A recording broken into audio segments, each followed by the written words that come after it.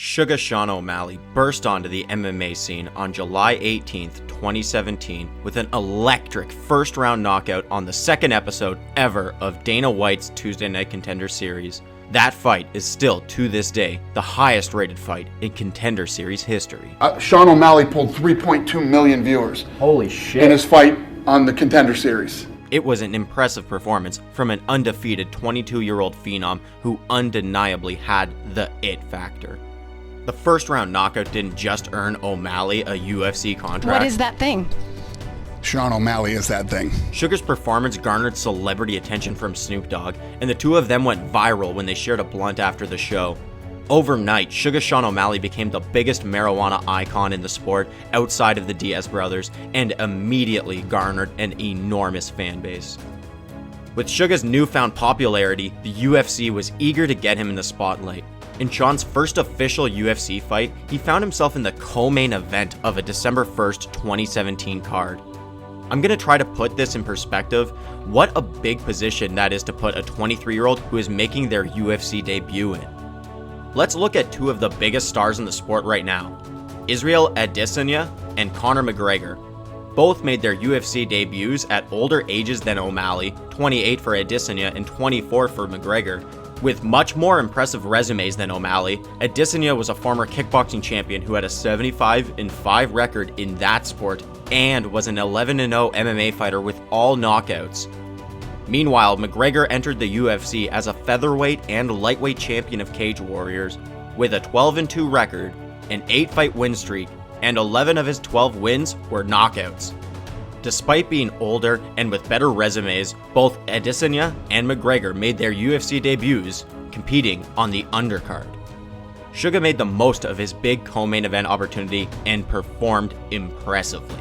On March 3rd, 2018, Suga made his pay-per-view debut, earning himself a unanimous decision victory, $44,000, and a Fight of the Night bonus for an additional $50,000. $94,000 altogether. Not bad for a 23-year-old who was fighting on the local scene for a couple $1,000 just 9 months prior. After 3 significant wins in less than 9 months, Suga started blowing up more than ever, appearing on Joe Rogan's podcast, getting his own custom Reebok shirt. Sean's popularity went from unknown fighter to hardcore MMA fan icon in less than a year. A rare fighter who was equally beloved by the UFC brass and the UFC fan base. Suga's next fight gets scheduled for October 6, 2018 for UFC 229, Conor McGregor vs. Khabib Nurmagomedov, the biggest card in MMA history. This was the opportunity of a lifetime, the kind of opportunity that if Suga nailed, he would catapult himself from a viral cult hero in the world of MMA fandom to a legitimate mainstream MMA athlete that the casual fan would know. Sean was robbed of that opportunity on September 30th, 2018, 6 days before his fight, when he announced that he had tested positive for Ostarine. It's significant to note that Sean announced the reason for his withdrawal himself.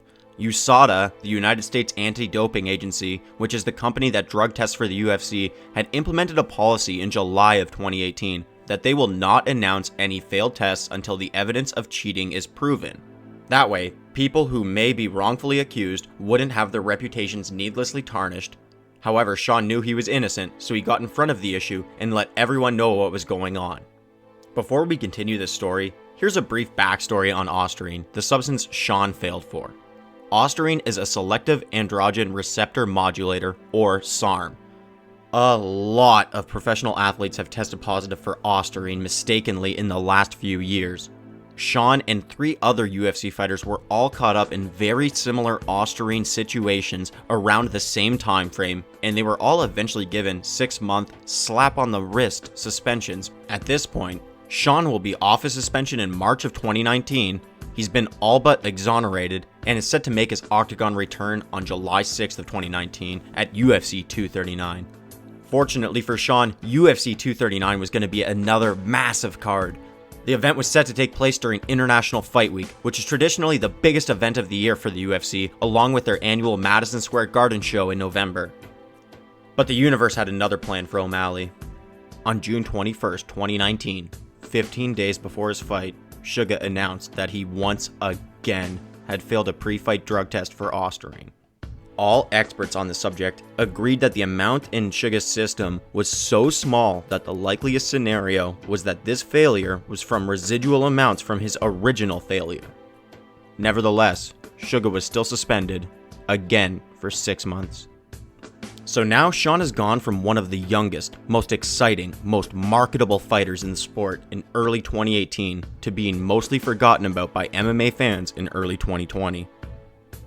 Luckily for Sean, he had built up some clout before all this terribleness had happened to him.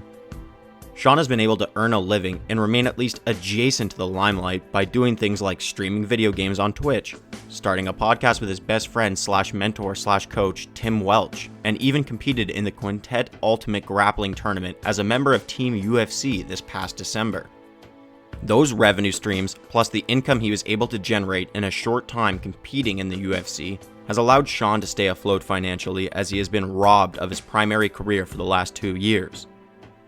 2 key years of competing with extremely high earning potential, I might add, but most fighters who get raw dogged by USADA aren't as young or don't have the same kind of options that Suga has.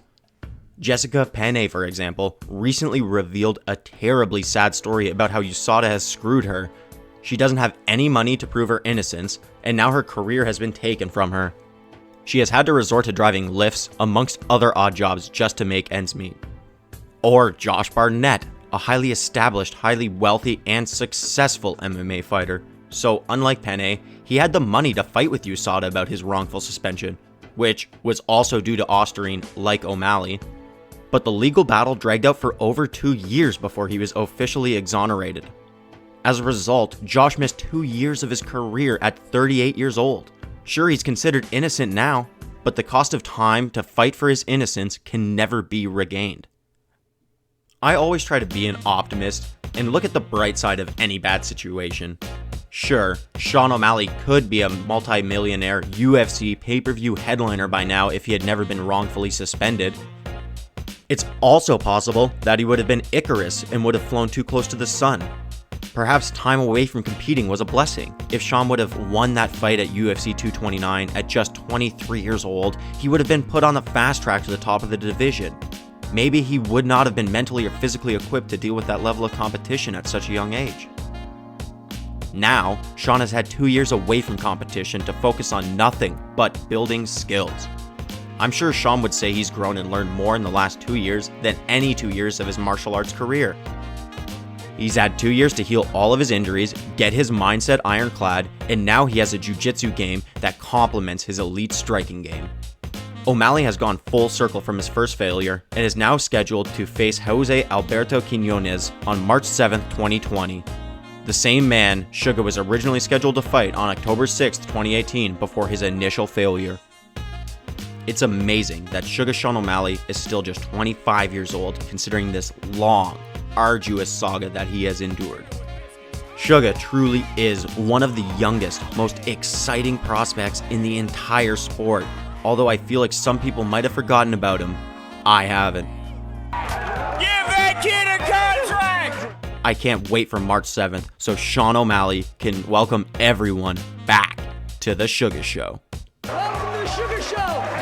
This is my show! If anyone is interested in learning more about some of the shortcomings of anti-doping in sports, I highly recommend checking out the Netflix documentary Icarus. It's incredibly entertaining and informative. If you want to read some specific material on the subject, I suggest picking up a copy of The Anti-Doping Crisis in Sports. I'll also post relevant links to interviews and articles in the description box below.